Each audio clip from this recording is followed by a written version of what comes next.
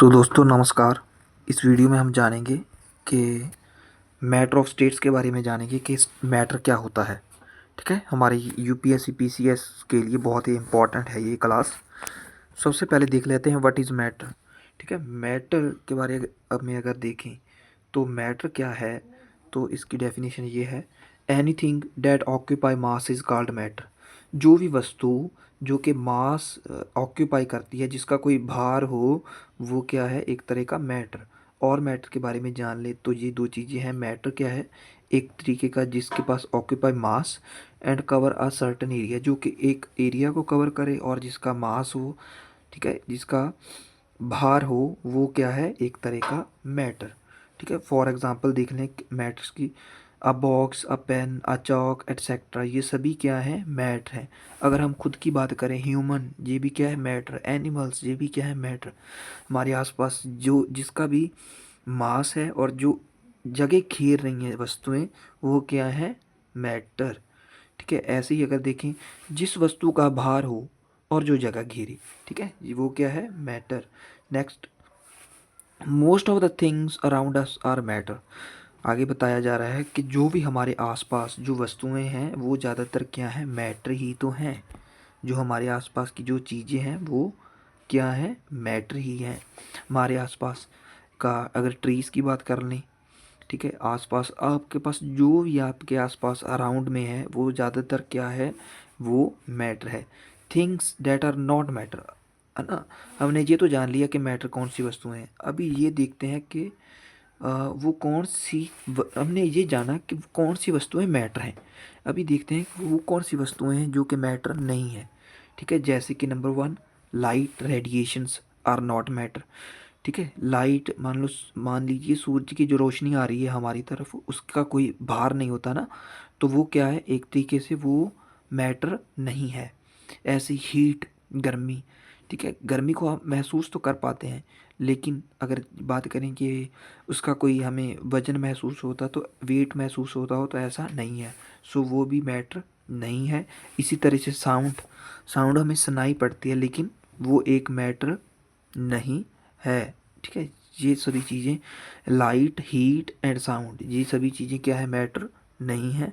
अभी next page की ओर देखते हैं, नेक्स्ट क्या बताया जा रहा है।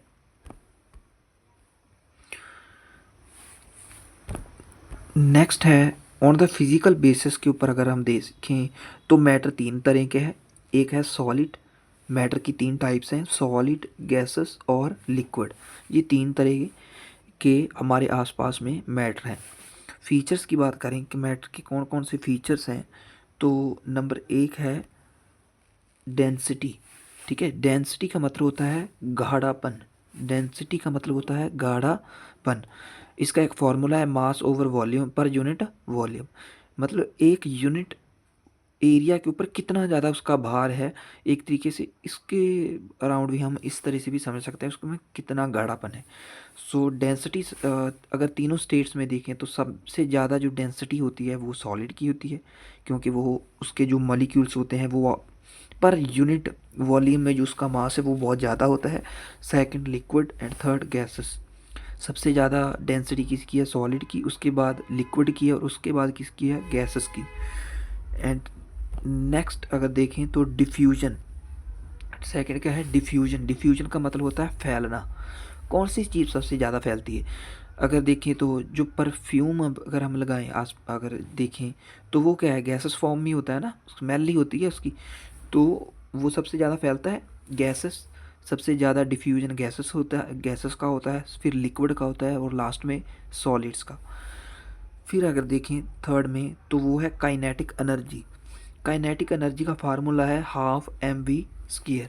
जिसका मास ज़्यादा हो और जिसकी वेलोसिटी, वेलोसिटी मतलब एक तरीके से स्पीड जिसकी ज़्यादा हो। सो सबसे ज़्यादा अगर देखें स्पीड, तो वो गैसेस की होती है। मान लीजिए हमारे घर में जो सिलेंडर होता है, अगर वो लीक करे तो उसकी स्मेल कितनी जल्दी हमारे पास में पहुंचती है। सो वो क्या होती है, गैसेस होती हैं।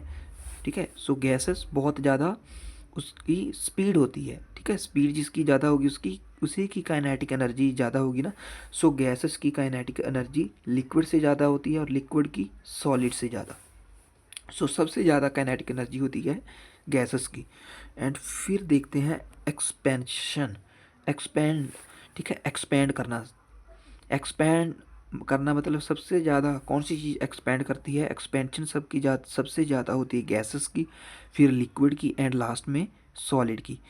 नेक्स्ट है इंटरमॉलिक्यूलर फोर्सेस, आपस में जुड़ा होना। किस किस चीज वस्तु के मॉलिक्यूल्स जो आपस में सबसे ज़्यादा जुड़े होते हैं? सॉलिड के। सॉलिड इतना ज़्यादा हार्ड होता है ना, उसके जो मॉलिक्यूल्स आपस में चिपके होते हैं, उसमें कोई भी स्पेस नहीं होती, ठीक है। सो उनकी मतलब हम कह सकते हैं इंटरमॉलिक्यूलर जो फोर्सेस हैं वो बहुत ज़्यादा स्ट्रॉन्ग होती हैं। उसके बाद liquid, and last one is gases. और लास्ट जो है वो है इंटरमॉलिक्यूलर स्पेस।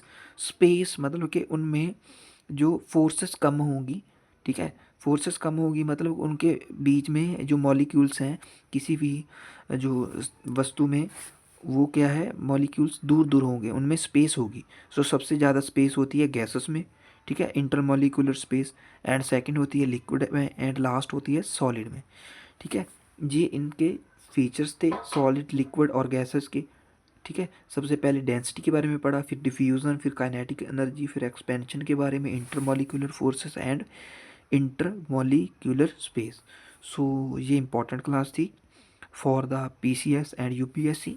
Thank you.